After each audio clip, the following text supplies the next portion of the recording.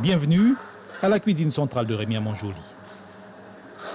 Ici sortent chaque jour 4500 repas destinés aux 11 écoles de la ville et 7 autres établissements scolaires de Cayenne, Macoria et Matoury. Des plats cuisinés depuis quelques années avec des produits issus de notre terroir. Ce qui est demandé, en fait, c'est que nous puissions favoriser la production locale dans le cadre de notre production.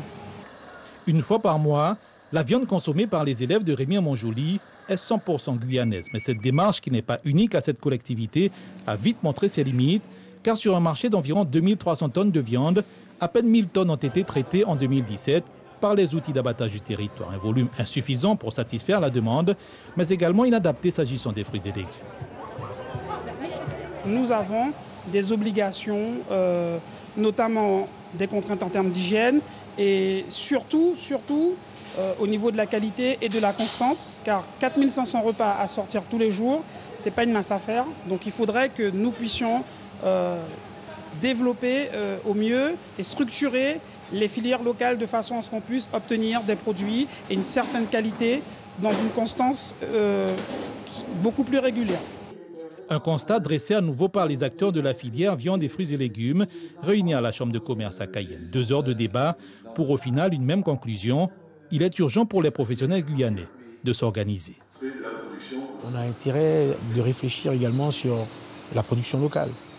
Comment on va produire pour venir satisfaire les demandes de ces collectivités-là. Parce que si aujourd'hui elles claquent toutes les doigts et qu'elles disent « Ok, demain on prend de la viande locale », on sera peut-être confronté à une petite difficulté de pouvoir satisfaire.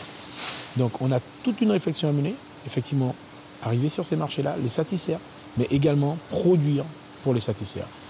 Avec près de 70% du marché de la restauration collective, les cantines scolaires ont servi quotidiennement plus de 3 millions de couverts l'an dernier. Les collectivités sont donc des partenaires incontournables pour le développement de la production locale.